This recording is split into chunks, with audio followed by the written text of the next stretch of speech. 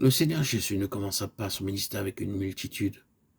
Après 40 jours de tentation dans le désert, il vint en Galilée et dut voyager pendant de nombreux kilomètres pour cela.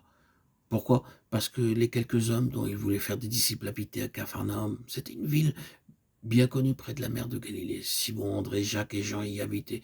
Rendez-vous compte? Imaginez le Seigneur Jésus voyager une si longue distance pour 4 ou 5 hommes. Pourquoi? Parce qu'il allait faire de ces quelques hommes le sel du monde entier.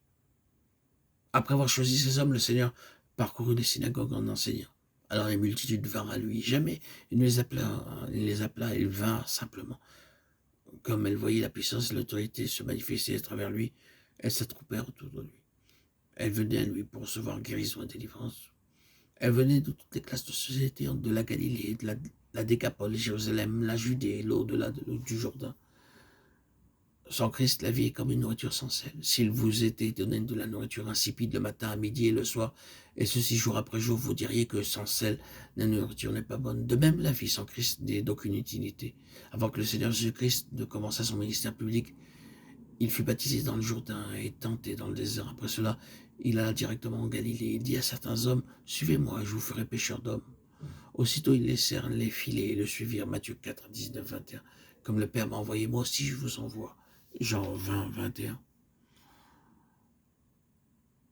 Le peuple vivant en Galilée avait tout en plénitude. C'est un pays fertile. Il était regardé à cette époque comme un pays d'abondance. Il y avait de la bonne eau, des fruits en abondance, des céréales et du poisson.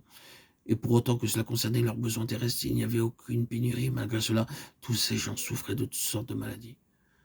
Vous étiez en ce temps-là sans Christ, privés du droit de citer en Israël étranger aux alliances de la promesse, sans espérance et sans Dieu dans le monde. Éphésiens 2, 12.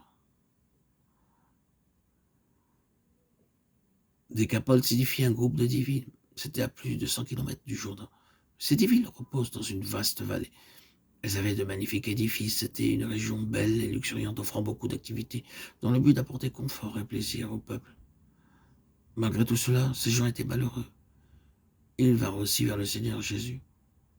Jérusalem était le centre de la religion. Le temple se trouvait là. Là se trouvait le souverain sacrificateur et les Lévites servant au temple. Il y avait les prophètes pour donner les messages de Dieu au peuple.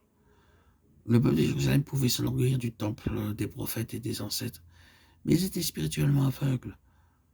Notre Seigneur a attiré des gens de toutes parts. C'est pourquoi, à l'entendu de la réputation de notre Seigneur, ils vinrent à lui de différents lieux. Quel était leur état? Ils étaient comme la nourriture sans sel. Ils n'avaient pas de joie réelle dans leur cœur et leur vie. Ils étaient absolument inutiles, stériles.